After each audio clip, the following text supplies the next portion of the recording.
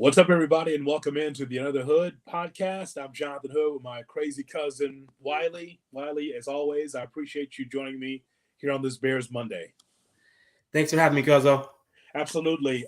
Don't forget, everybody, to subscribe on YouTube, youtube.com. Look for J Hood Radio on YouTube. Hit that subscribe button. That way you never miss an episode. We always have pop-up episodes of something regarding sports and Chicago sports in particular. Don't forget the podcast as well, wherever you get your podcast. Look for Under the Hood with Jonathan Hood. If you look for Under the Hood, it'll be some like mechanic, podcast from people from the South. You don't want that unless you just want your car worked on. No, mine is Under the Hood with Jonathan Hood. You can be able to subscribe Spotify, wherever you get your podcast. Check it out, Under the Hood with Jonathan Hood. And we've got merchandise as well. If you're watching on YouTube, we have a link tree that's on the bottom. Linktree/J Hood Radio, and on that link tree, it's everything. My Cap and J Hood morning show podcast I do with David Kaplan every morning on the ESPN Chicago app, and all the stuff that I've done. But also we've got merchandise. You have some of that merchandise, don't you, Cuzzo? Right there. I do. Oh, it's always there. Yes. Fresh. That's good, man. Restaurant quality. It is restaurant quality. It's good that Wiley was able to get that off of the female that was wearing it a couple of nights ago, so he can model it for us on YouTube. So I appreciate you getting the T-shirt off of Old Girl. And again, we'll just refer to it as Old Girl because I don't know. It could be, I don't know. But thank you so much for getting it so you can model the Under the Hood. We got it in different colors as well. And also, it's not just T-shirts. We've got hoodies, really great hoodies, by the way. Everyone wants the North Carolina Blue Under the Hood podcast hoodie. We've got glasses as well. And we've got tumblers, everything else. Under the Hood with Jonathan Hood available now. Go to my link tree, and it's going to be in the link of this bio as well. Get your Under the Hood merchandise and tell people your favorite podcast, Under the Hood with Jonathan Hood. Simple as that, right, cuz? Absolutely. And it feels good, right, when you put it on, because you just tell people about it. I mean, I know you don't wear it often because she wears it, but I think you remember at one point in time it actually felt good to put on Under the Hood with Jonathan Hood podcast T-shirt. What I love about it is that it's a quality shirt. If you had a shitty T-shirt, yes, you wash it once, it's trash. Yes. Like you're using it to clean your car after that. This is a shirt you can run through the washer many, many times, put it back on, still looks like new, or she can put it back on and it still looks like new. There it is. So just like new, the Under the Hood, there you go. Glass and tumblers and everything else is available. The link tree is going by on the bottom of our YouTube feed. Check it out, Linktree J Hood Radio. We got a lot to talk about, Cuzzo, because I thought that the next time that we talk, the Bears would be 1-1, that they could be able to at least have one win out of two, and that's not the case. They're 0-2. And there's a lot of things on my mind. I must be a masochist because I went back and watched the offense. And by the way, we want to let you know that Rocky also is a third member of our show. Rocky the dog is there with Cuzzo, Wiley, and yours truly. So he'll give his comments later. But I went back and watched just the offense. Brother, let me tell you, there's a lot wrong with the Bears. And I know people just want to just say it's on Justin, or it's on Kevin Warren, or it's on Luke Getsy, or it's on – let me tell you something. What I saw watching the second time was Justin Fields having a hard time getting the ball down the field, not recognizing, but also just looking around at open receivers that open their arms. Like DJ Moore at one point opened his arms like, dude, I'm open, and I've been open. Give me the ball, right? But the other thing too is that, also some route running was a problem as well. We saw this against the Packers, but we saw this against Tampa as well. What I call synchronized swimming, where you have DJ Moore and you've got Cole Kmet on the right side running the same route, stopping at the same spot, and being able to turn. So where now Justin's throwing to that side. He tried to get it in there to Kmet. Kmet turned slow. Same thing with DJ Moore. It was an incompletion. So the issue for me is that it's not just Wiley, Justin Fields not getting the ball down the field or Luke Getsy. It's also just the design. guys are playing like they don't know where to go on the field. That also can be able to clog up an offense as well. So I, I agree with you. So the problem was, well, the problem is that you have a quarterback who, for whatever reason, to your point, where you got DJ Moore, like, hey, I'm wide open, get me the ball, and he's back there in the pocket, scanning the field. There are like 3 receivers open, but he's frozen like Mitch McConnell, and he takes a sack. And I'm like, how is that possible? Just let the ball go. Just rip it, let it go. Like, you have the talent. Clearly, DJ Moore is probably going to catch the ball, let it go, but he sits there and he's frozen. He takes a sack, and then you see the replay, and you're like, that can't be possible. Like, you can't have that little confidence where you make the right read, you see the players are open, but you're still afraid to pull the trigger. It's tough. Like he has to figure out a way to, get some confidence, or, like that fog that he's having, whatever that is that makes him not want to throw the ball. He has to shake that, because it's going to kill his career. Like I've been hard on Fields for 2 years, but he has the talent. Like the talent is unquestionable. Like he's unquestionably, to me, the most talented quarterback we've seen in the Bears uniform. But whatever's, like I said last week, something's up here is stopping him from realizing his potential. Well, here's as a passer. Okay, so here's the issue, and look, they're not going to beat Kansas City. They may beat Denver, because that's not. There's a disconnect there between the coach and the quarterback, Russell Wilson, right there. Russell Wilson's throwing the football more like Ciara than Russell Wilson lately. But I think that what has to happen now, go through the Kansas City game, take your lumps, but you have to be able to cater to the strengths of Justin Fields. And what is that? All we've seen him to be able to do is he's got a big arm, because we saw a nice pass to several nice passes to DJ Moore, a touchdown pass to Cole Kmet, and he runs with the football. Okay, so he has a big arm and can run. All right, fine. You, at this point in time, you have to cater to his strengths. You cannot make him a pocket passer. I know that that's best for him to be able to be more fluid with it, to be able to be a quarterback that can do multiple things. But that's not who he is. Even at this point in time, he's not a pocket passer. What I'm seeing right now is exactly what we saw the first part of the season, last season, before the Washington game, in which he just stayed in the pocket and got pounded. There might be some PTSD from getting his ass kicked by this offensive line, and by the defense that's coming at him. But if you're Luke Getsy, it's like, okay, well, here's what we're going to have to do. If he wants to run with the football, let him run. I mean, Ryan Clark said as much on ESPN. He said the best thing that Justin does is he has a big arm and he can run. So for the Bears to only have 67 yards rushing, where Fields had 4 carries for 3 yards, give credit to Tampa's defense, and that line was formidable. But at some point, Justin has to be able to roll out, because if he can't roll to the left and roll to the right and throw down the field, if he's not going to run, then what does he do best as a quarterback? So I don't know the answers to that, because here's what I think he can run on every play. So I guess the question is he not running now because he wants to prove to himself and to the rest of the world, like, hey, I can run, but I'm also a quality pocket passer? Or is it the Bears saying, hey, we want you to stay in the pocket, because they want to figure out, okay, are we going to be in the market next draft for a quarterback? And if we are, we would prefer to lose more games, so we don't want to bring out the playbook, the Lamar Jackson playbook that we had last year, where they were like 15 design runs every game, and he was just breaking records all around. We would prefer to lose games instead of winning. So stay in the pocket pass, and if you can't figure it out, then next year we'll bring someone else in who may be a better pocket passer. And it looks like that maybe looks like there may be a combination of the two because he's a prideful guy.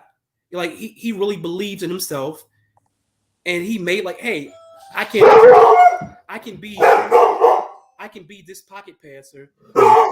So I'm sure you enjoy the Bill, the dog, and oh no, I love Rocky. I told you, he's the third person on this broadcast. That entire that's always a lot of fun.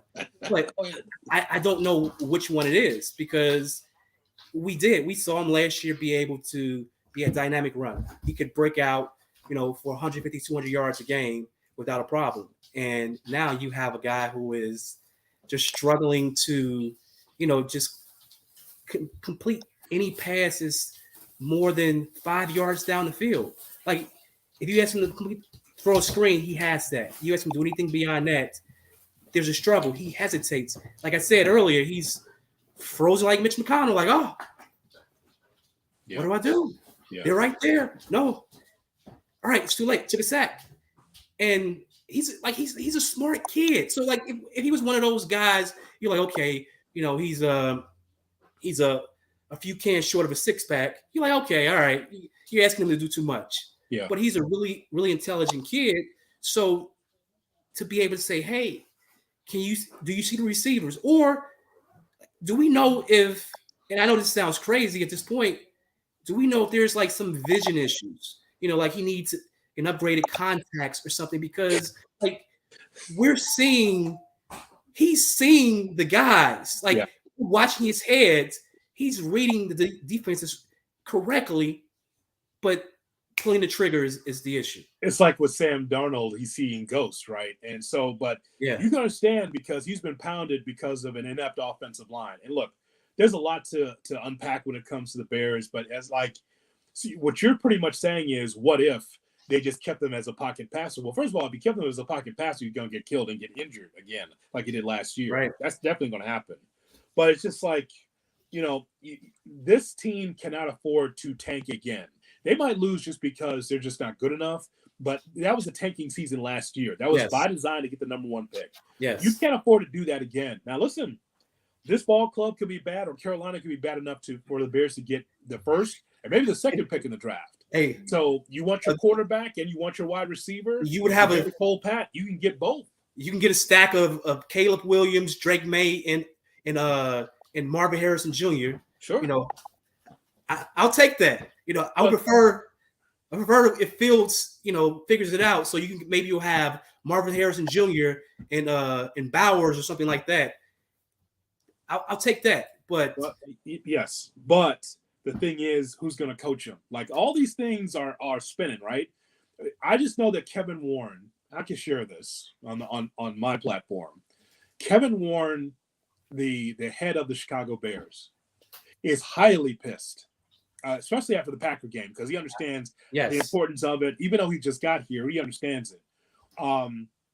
That was not pretty on the plane coming home, is what I was told. Coming home from Tampa to Chicago. Because here's a guy here that wants to win. This narrative that the Bears don't want to win or the Bears are cheap in a salary cap, NFL, is nonsense. No, they do want it. It is so much different up there now. And if you don't, you should believe me because I've been up there and the field and the hallways and then it's different. It's a lot. With Kevin Warren walking around and Poles, it's a lot different there. There was a time where you could look at the Bears and say they were just about the bottom line. No, these guys want to be able to win because they want to be able to make change. I mean, George McCaskey's opened the door for that change, and so it's happening.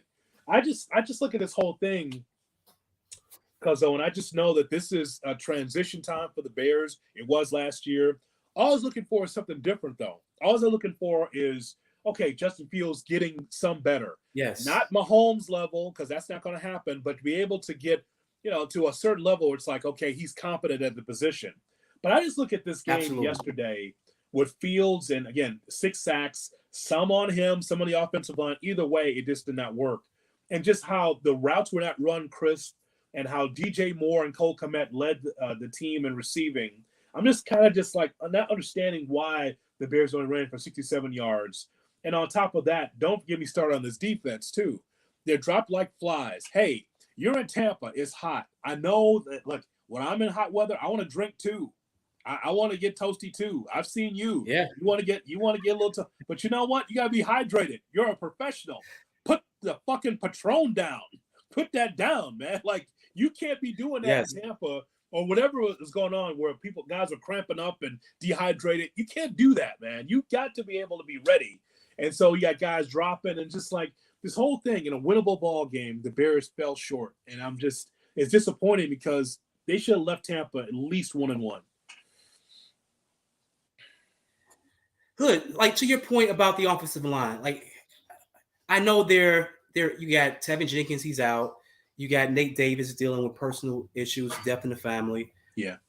You got Cody White here, who's playing out of position. Probably should be done. He looks done. Probably shouldn't even be playing. And then you have Lucas Patrick, who absolutely sucks. He shouldn't even be on the roster at all. And then you got a guy who in Braxton Jones, who has still really a good run blocker, but as a pass blocker, he's regressed this year. And my concern is, and you can ask Cap about this, you can tell Cap, blame me for it. Every player, every offensive lineman that Olin Kreutz works with, they end up sucking. Like, there's not one guy. There's not one guy, Hood. There's not one guy he's worked with that hasn't sucked. Braxton Jones was solid last year. He was a solid rookie. He held up against the run, against the pass. He decides this summer, going to work with Olin Kreutz. He's going to help me with the bull rush. And he comes back this year, still sucks with the bull rush, but he sucks in other aspects that he was fine with last year. He had Sam Mustipher. Oh, boy. God rest his... I mean, he's not dead, but he died many times. You got Sam Mustipher dying. What happened there? It looked like he died many games over his career. Really smart kid, but he couldn't hold up. Every game, you're seeing him snap the ball, and he's in Fields' lap. Fields has no shot. Larry Borum, he was another Olin Kreutz guy. He sucks. He's there because he's a big body, but he's not good. So I hope, like, whether it's Kevin Warren or Ryan Poles, somebody goes down and says, hey, you know what? Olin was a great Bear. Mm-hmm. He did a lot of great stuff for us. He even hit Fred Mitchell in the head with a weight. But you guys can't work with him. Like, the results aren't showing up. I don't care if he threatens you for your money, whatever he may do. You can't work with that guy. Like, that guy isn't getting it done. And I know that's Cap's guy. But he's like, his record of success with Bears is poor. Like, there isn't one guy whose career he's helped. Okay, I mean, I'll check the list. I don't know the full list of who Olin's worked with. I will ask, and I will check off that list. I know there's more than what you mentioned. I will find out. I don't know. I hear these stories, and it's like it just goes in one ear, not the other. I don't know. Like, as far as Olin Kreutz, like, working with guys, not working with guys, I don't know. I just, what I care about is this coaching staff working with these guys, these young guys to get better, because it's still it's undersold, but it's a very young roster still. There's a lot of talent. Yeah. There's a lot of talent. Yeah. So just your overall thoughts on the game, Cuzzo, because, you're staring down the barrel of a 0-3 right now because you're going to take on Tampa coming up. And to me, these were winnable ball games if you have some kind of offensive identity. Like, if I asked you what is Bears football, it's hard for you to define anything that's positive. Now, again, there was some good things that I saw from DJ Moore and Kmet as far as Fields connecting on them. Like that first drive. Yes. That first drive, because it's just like, oh, okay, this is what it looks like. Confidence in the pocket, rolls to the right, and he gets a touchdown. That was great. The touchdown drive to Claypool, who really needed it, by the way. Unfortunately, Claypool's been a whipping boy way too often this week, to the point where Joe Davis and Moose Johnson were talking about that a little bit too much for my taste. Like, okay, the dude didn't block well, But if I'm Claypool, I don't think I would just stand in front of the locker rooms like, I'm sorry, I didn't do my job. Like, it's your fault. Yes. Like, it's your fault that the Bears lost to the Packers. Like, you might be part of it because you're part of the team, but he wasn't the sole reason. No. I just thought that story was overblown a lot. Of like, this wide receiver who never gets the football did not block well. Okay, well, then why did you sit St. Brown twice? He's been a healthy scratch twice. He's a guy that's the blocking wide receiver. Like, there's no need for scapegoats. When you lose, everybody loses. So I'll be honest. This year, like I shared last, like we texted yesterday. It was like, hey, if I can get Justin Fields from the first drive and I drive in the fourth quarter for an entire game, I'm winning. You know, like the Bears, like they don't have any issues. But yesterday, the positives I saw Fields throw the ball with anticipation. He made those throws that you want to see him make. He was anticipating receivers getting open, and he threw the ball to the spot they were at. Sometimes they caught the ball, sometimes they didn't, but it was nice to see him do that. I thought I saw effort from the defense. They were shorthanded, still can't get to the quarterback, but they didn't quit. They were on the field for almost 40 minutes. They gutted it out in 100-degree weather. Mm-hmm. So I appreciated the effort. I actually thought Eberflus probably called a better game, even though he was shorthanded than I've seen Williams call. It wasn't like it wasn't significant, but it's like, okay, guys were for the most part in the right spot. Secondary, we shared the text with you, like that's the issue. Like you have a defense who I believe they're 20 of 24. Well, 20 or 24 on third and fourth downs against the pass. Like they've given up a first down 20 or 24 times. Can't get off the field. The opposing team is passing. Like that, it's embarrassing. So if you are anything other than like third and short, there's a great chance the team is going to get a first down. Like I was watching the game yesterday. I was like, hey, you know what? All right, it's a 3rd and 13. Shit, that's too far back. They're going to pass the ball. It's a first down. And it was. It's like that shouldn't be the case. So the defense to me is more of a concern, even with the field struggles. Like you can't have a defense where even if you're 3rd and long, you know more likely than not it's going to be a first down. So the effort was there. The execution wasn't there. So I would like to marry the effort with the execution and see what we get from there. I looked at the schedule right now, and even at the Chiefs game is you pretty much can, probably carve in an L for that game.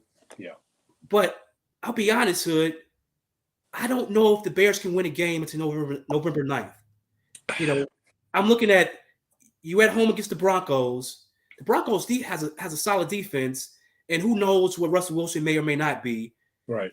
Can you put up enough offense, to beat that team? I'm not sure. You play the Commanders next. Ron Rivera, say what you want about him. When his job is on the line, he finds a way to gets his ass into the playoffs. Yeah. Whenever his job is on the line, he's going to make the playoffs. This year, job's on the line, they're 2-0. Then you got the Vikings, the Raiders, the Chargers, the Saints.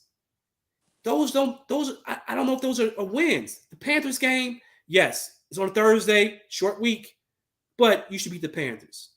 So, like, it's tough. Yeah. Like, you look at the schedule, I was 7 wins. I'm like, 7 wins is probably the floor. If Fields takes a step, maybe you get to 10 or 11 wins, but 7 wins should be the floor. I'm not sure today if they're going to win 4 games. I believe they will, but if you held a gun to my head and said, can you guarantee me 4 wins this season? I couldn't. Like, that's fucked up. It is. But because of the audience we have at ESPN Chicago, I can't say right before the season they're going to win 7 games and then all of a sudden switch it to 3 or 4. I can't do that. Like, I'll go down with the ship with that 7 wins. And also that means a non-playoff team. I thought that was last place until I saw Minnesota play. I'm like, it's gonna be a race to the bottom the way this is going on right now.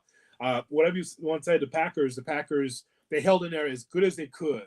But you know what happens with the baby oil and the glitter on Saturday nights in Atlanta. It's just very difficult for you to overcome the next day. It's very difficult to overcome the bar scene, the club scene, the strip club scene in Atlanta. So especially when you're traveling from Green Bay, Wisconsin. Yeah, so they were gonna lose that game. So, but I guess when I look at this schedule though, like so I look at the first one being at home against Denver, and there's a lot of coin flip games here as well where I think the Bears can rally late into the season. But either way, because it's going to be a losing season for the Bears as far as a non-playoff team.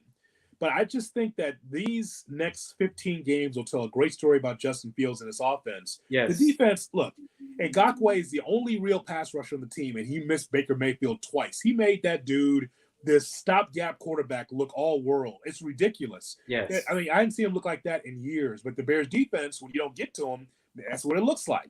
You got kids in the secondary. You've got a veteran leadership at the linebacker position, but it doesn't matter if the quarterbacks are throwing over the linebackers' heads in these holes all over the defense.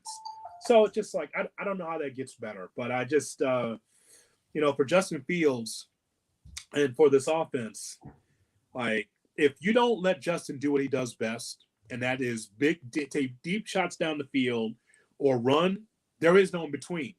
Because you cannot make him a pocket passer, just like you cannot make a whole housewife. Those things. You just can't do those things. So I don't know, Cuzzo.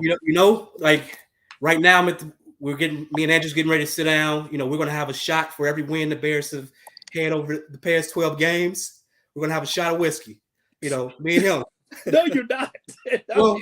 No, because there isn't any. They haven't won a game, so there is no shots. I guess not.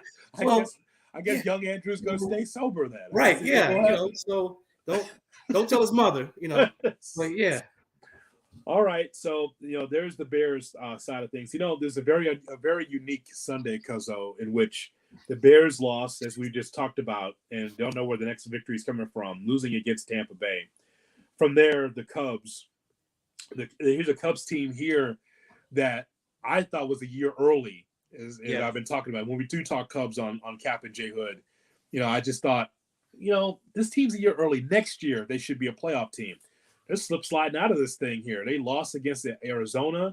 They got some big games coming up against Atlanta and Milwaukee toward the end of the season. So this team has lived a charmed existence. They have. It's because when you look at this Cubs team, you're like, who's special? And it's kind of like Cody Bellinger special. But you get these unsung heroes. That's when you got a good team that just around the diamond, somebody's going to come through.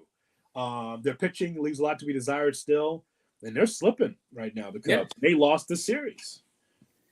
And even with Bellinger being special, he was special. He's returned to form this season. But for the past couple of years, he was struggling as well. So, unfortunately, I am one of the few Chicagoans who decided, hey, I'll be a Sox fan and I'll be a Cubs fan because oh Lord, why not? Why not? There's losing. Losing shouldn't bother me at all. So I also didn't expect. But I still don't expect much. But when you see the team get close, you start to get excited. Like, hey, you get a ticket to the dance, as we saw in 2005. You get a ticket to the dance, anything can happen. That's true. Anything can happen. So you're like, okay, all right. I've seen the best teams in the league lose pretty much every single year. Like the best team in the baseball hasn't won the World Series probably in a decade. The Dodgers are. I don't count 2020 with the Dodgers, but they're always. You can't count. There's no fans. You can't count a COVID season. Unless the Sox would have won, then I would have counted it. But all right. Well, you do. You see the best teams in the league, whether it's the Braves, the Dodgers, or even the Astros at one point. Even though they won last year, I don't think they were the best in the league. And they don't win. So to me, it's like get to the dance and see what happens. See if you can just pull the rabbit out your ass. Whatever it takes. But to see Chicago, we need a win. Yeah. We need a win. We got no wins over the weekend. And one doesn't look. I don't see one on the horizon. The Bulls aren't going to be really good this year. The Bears are what they are. What Han did with the Sox is criminal. The Cubs, like you said, they're probably a year early. But they can still make the playoffs, because that's the point. Like, I thought that they'd be a year early. I said that in June and a little bit in July, but they still have they could very well be a playoff team. I just don't know how much noise that they'll make. I just think that with a few tweaks, this team could be back to being a perennial playoff team, which a lot of Cub fans want to see. So the White Sox, by the way, Friday. So Friday I did the pre and post. I've been doing a couple of these pre and posts, right? I did it this past Friday. And, in Sox fashion, they lose 10-2 twice against the Twins, back-to-back games. And I'm there Friday, and I'm just stewing, right? Not saying anything. They go to me, all right, Hoodie, here we go, 3, 2, 1. And I just let it loose. Like, people don't know, you're talking to everybody on the ESPN Chicago app, but you're talking to 23 affiliates around the Midwest, right? It's Indianapolis and these cities in Chicago and Iowa and all this other Chicagoland area and Iowa. And I'm just, I was just being me, like, because I can't be anybody else. And I just, like, there was a third inning that just really pissed me off. It was like, just trying to remember what happened in that game. It was an error by Tim Anderson, runner at first base, ground ball to second, and the second baseman does not go to second base. He just throws it first. So runner at second base. Then it's a bloop down the left field line where you got Benintendi with a chance, Anderson with a chance, Moncada with a chance, and it just falls in between them. Base hit, and that just extends the lead. And don't forget the grand slam before that, 5-0. Good night, everybody. That's what happened with the White Sox. And I just like, how do you have an error? How is it that the second baseman does not see the double play in front of him with one away, right, with one out? And just like, I just exploded. And all of a sudden the phone lines explode. And they're like, wow, we never get calls like this. And I said, well, I'm just being real. Like, this is not right. I was hoping that the Sox brass heard it. I heard all people in the bathroom heard it. I hope that everybody at fireworks night heard what I had to say, because you should not lose 100 games in this city. And I mean, not even on purpose. They just lost 100 games because they're bad. So I'm just done with them. I was very disappointed in what I saw. Grafal has to get fired, right? Like, it has to be one of those. It has to be one of those. Well, we planned on keeping him around. Yeah. But there's a end of season assessment that happened, and we decided to bring in an upgrade, someone who's not from the Royals or any other shitty organization in baseball. Like, that has to happen. You can't bring this guy back and expect to have success. Can you? He will be back as manager in 2024. As they stated it, that he'll be back in 2024, because there's going to be more deals that we made here in the winter by Chris Getz. They're going to redo this whole team again. That's fine. That's fine. But what has he shown to make anyone believe that he can be a successful manager? Like even when he was hired, it was like, how do you hire someone from the Royals system? Like, granted, they had a couple, trips to the World Series in about a decade ago, but they've sucked worse than the Sox for decades. Yeah. Like, how do you decide, like, hey, yeah, this is a quality hire? We'll let a Hall of Fame manager, go away, stumble off into the wilderness, and we'll bring in this kid from the Royals, who, what is he going to teach the team how to do? Lose, because that's all he knows is how to lose, because it's all he's been around. So I was fine with Getz. I understand Uncle Jerry is like, hey, you know what? I got about another 5-10 years left in me. I want to try to win one. I don't want to try to spend time getting familiar with someone else. Let this kid stay in. I'll tell him what to do. I'll tell him who to trade for, who to hire, and hopefully I'll get me one more before I go away. Because, if he wins, he's going to die the next day. That. The Sox win. like I love Reinsdorf. Like I love Oh, my Reinsdorf. God. It's a Chicagoan. He's giving me 7 titles, so I I love the understand guy. that. You don't have to be so morbid, though. For God's But sake, you know, he's going to have a smile on his face. But he's like, that's it. I don't think Jerry knows how to smile. I don't think he hasn't had a smile since Jordan left town. I don't think he knows how to smile. I don't think that's the case. Yeah, I won the World Series. A little grin. So long. He's not. I don't think that's what he's doing there. I don't think that Jerry knows how to smile, especially lately with this team. So you got that. You got the Bears losing, Cubs losing, Sox losing, the Sky out of the playoff picture. Oh boy, what a bad season that is. Ain't nothing like your head coach. Like, yeah, I'm up. You're leaving. Yeah, in the middle of the season. Like, whoa, you're the head coach and GM. Deuces out. You lost talent last year. Like, so I'm surprised. I looked up one day. I'm like, oh, the Sky's in the playoffs? This terrible season that they've had? Okay. So they lost to a much better Vegas team. Illinois loses to Penn State 30-13. Illinois was loaded last year, and then this year, now I know Penn State's one of the class teams in the Big Ten, but boy, that's a tough one to lose at home. And then Northwestern, and we know what's going on with Northwestern. They got run over by Duke. Duke ran the football so well. They ran over Northwestern 38-14. So everybody lost. You get a loss, you get an L, you get an L. Everybody got an L over the weekend, which is bad. Lastly, let's talk about an intersection of college football and culture.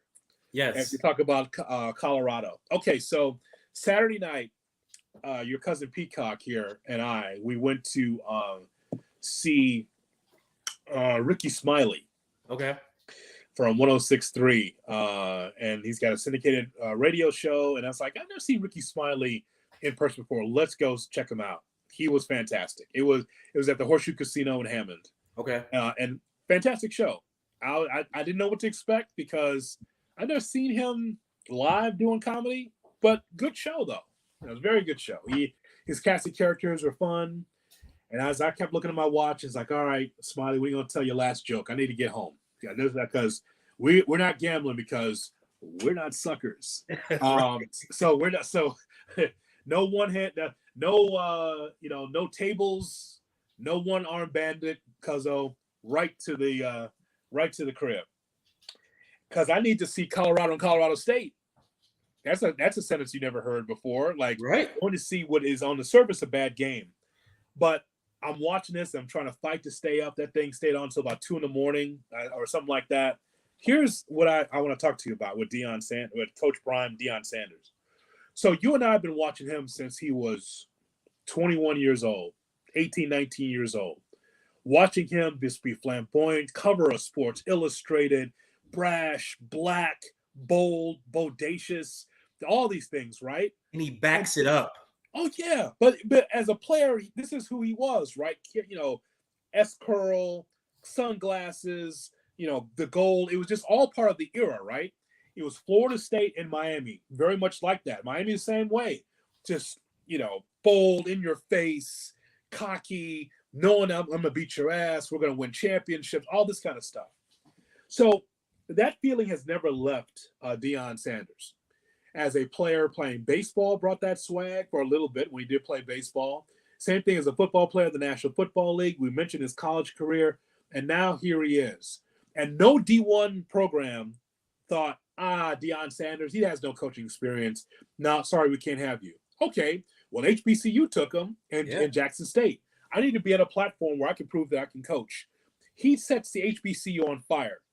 Sets it on fire to the point is where now I could turn on the Griot or one of my local channels here and be able to watch HBCU football every single weekend. A doubleheader was on, like Shaw was on there, and like some of these other black colleges. And I'm like, thank you, Deion, because now there's more awareness for the HBCUs.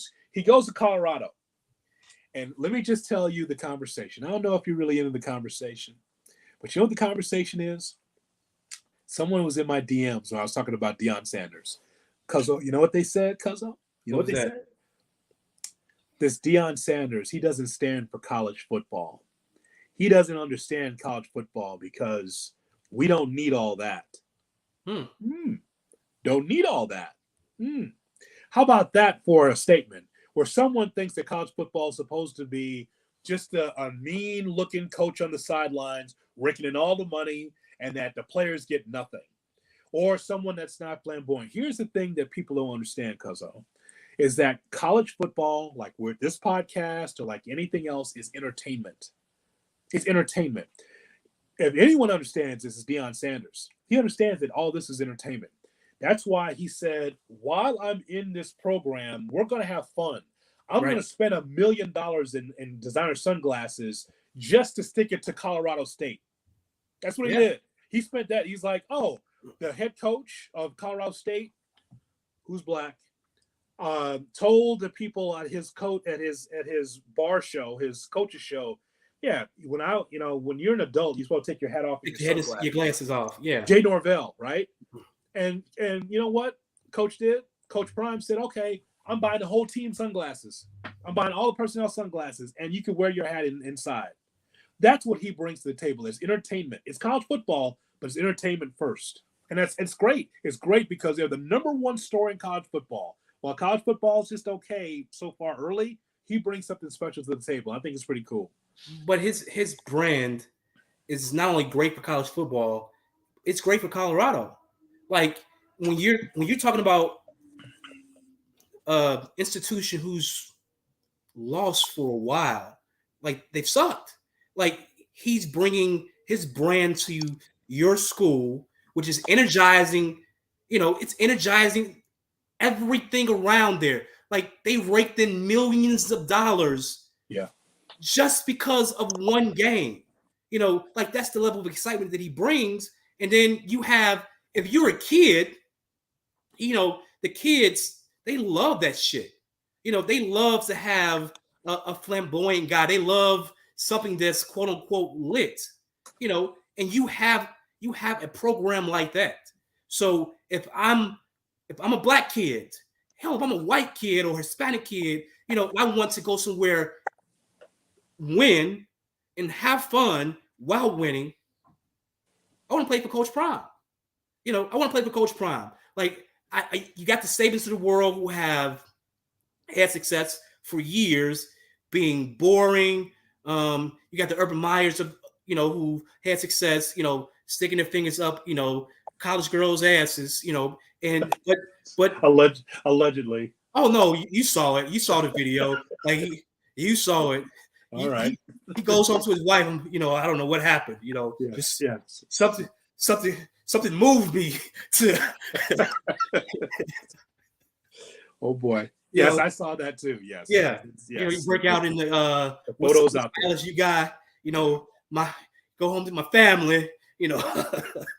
Yeah, but like his brand is so strong that I think give him a couple seasons, and the recruiting class he'll be able to bring in will put Colorado on a map for a long period of time.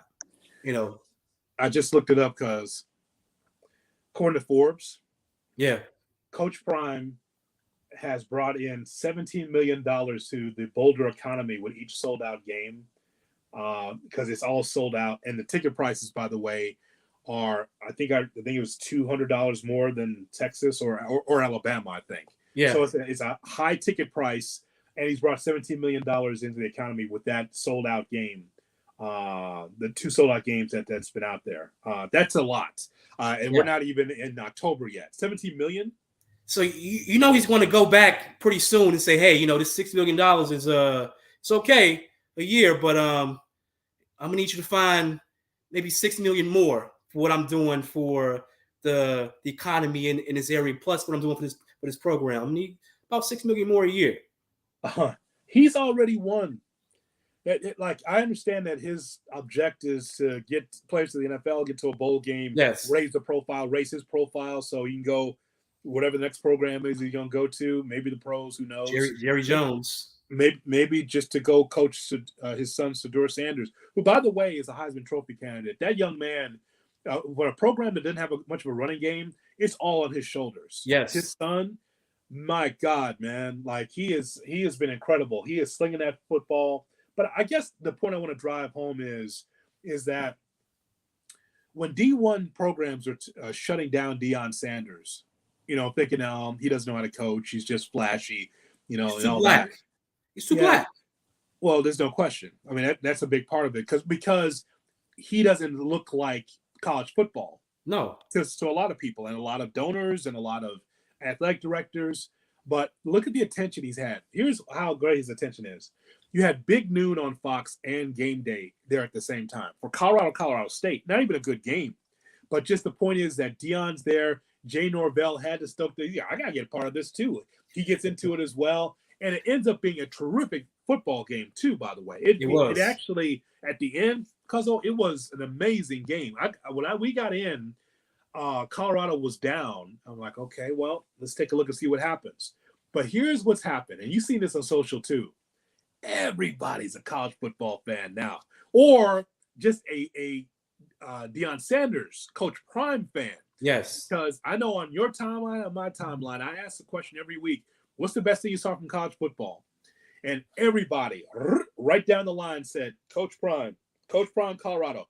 And then there was one guy that was like, Alabama's washed. They could barely get past South Florida. Otherwise, the whole thing was Colorado. Everybody.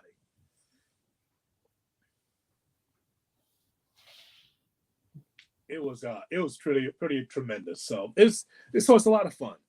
It is, and while I don't expect them to, win 10 games or anything like that, getting into the bowl. What do you need? What, 3 more wins? And they're short of a bowl spot? 5, yeah. You like to get 6. You have a better bowl game if you could. Yeah, them getting a bowl game, I think it's going to be great for the program. And like the energy he's brought there, like the sky's the limit for them. Sky's the limit for them. And I'm glad, one, he's had the level of success he's had. And then 2, you have the people who follow him who may be too black, who too flamboyant, not boring enough. It will get an opportunity, because he's paving the way for those guys. Like, you got so many former players who's had to put on that polo shirt, tuck it in, be stiff. That's college football. Hi, Mr. and Mrs. Recruit. Yeah, I would like to, I want your son to graduate. Yeah.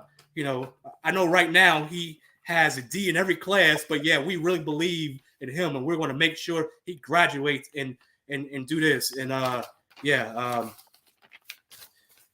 don't worry about this thing right here. I'm just going to set it under your table right here. But you think about it. You take your time and you think about our program. Yeah, we'll take care of you. Yes.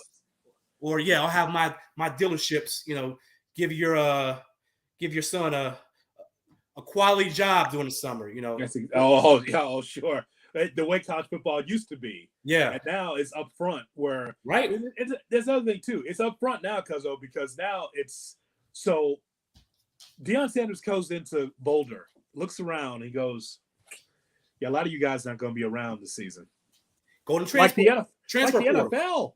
Yeah. But like it's like the NFL though. It's just like, yeah, y'all had 1 win last year. A lot of you guys, and some of these players was like, I'm a legacy. My dad played here.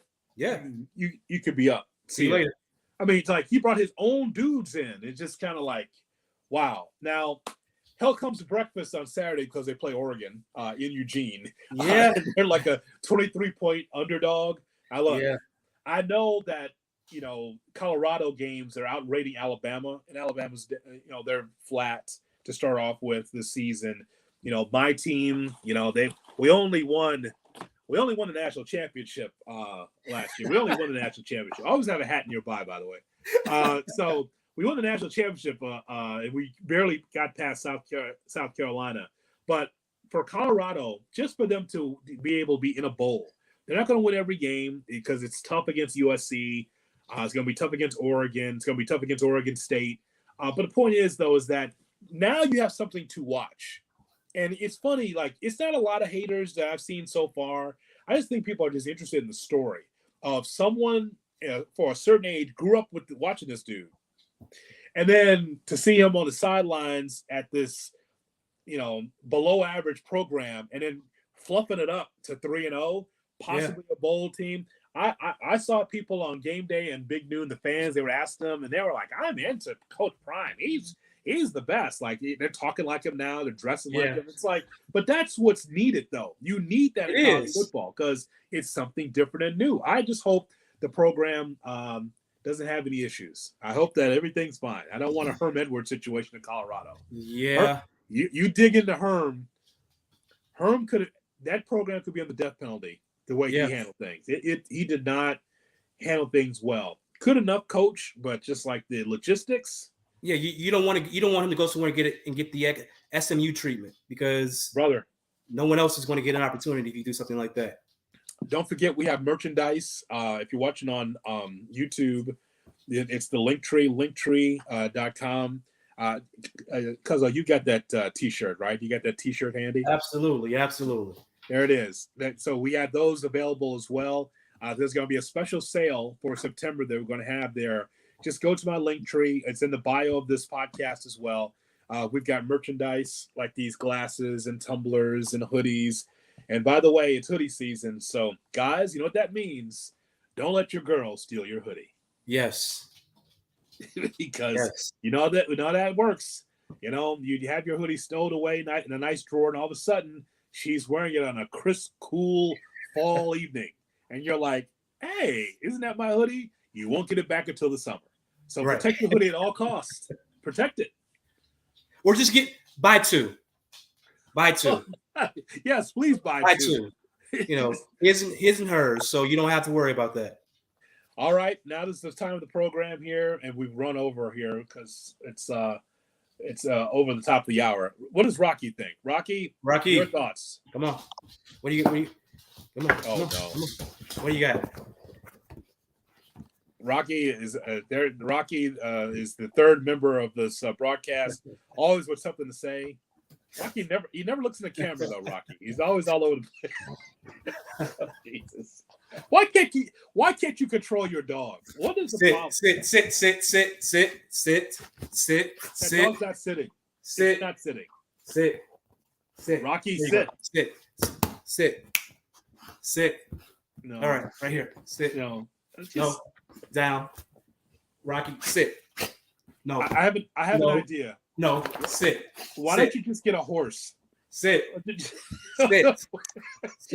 Look at this. Sit. There you go. Stay. That's not bad. It only took you 10 minutes, but finally you got him to settle down. No, here's the truth.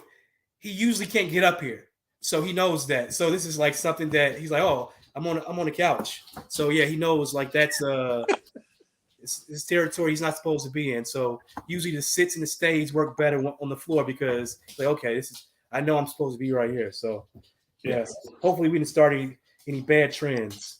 Okay, at least he did knock over the camera this time. Right. But if I stay on a few minutes, it will tip over. Yes, progress. All right, Cuzzo. We'll have to commiserate about the Kansas City game next week because absolutely. This is not good. Any given Sunday. Yes, fine for a movie, but in reality, not so good.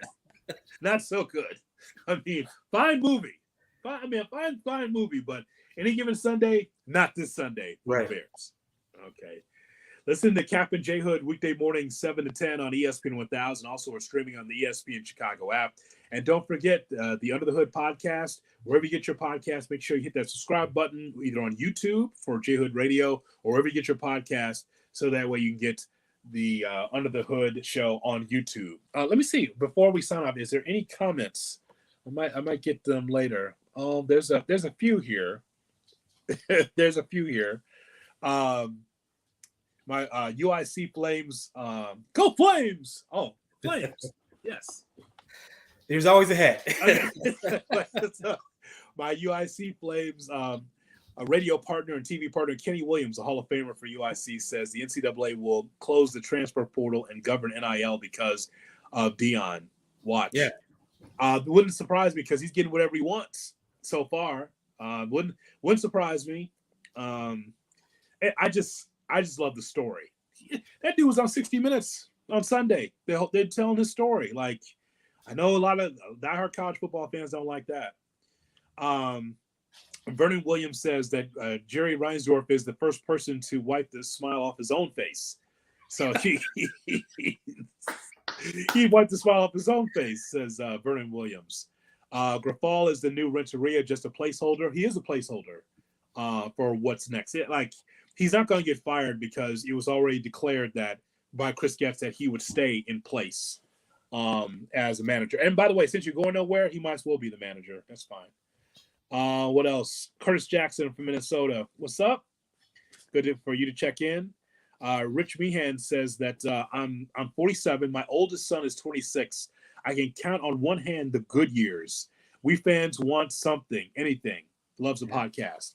Yeah, Richie, he's talking about the Bears. Like, when you are few and far between in playoff appearances, that's what it is. It is what it is. Like, he's 47 and has not seen you saw the Bears go to the Super Bowl against Indianapolis.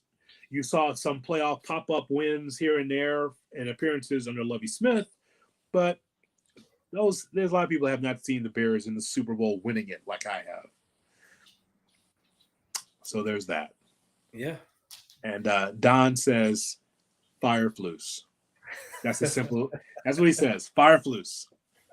That's what he says, and that's not happening. At least not now. But can I just tell you, you're not a 3-win ball club. I could see Brother Poles looking at something different because you can't.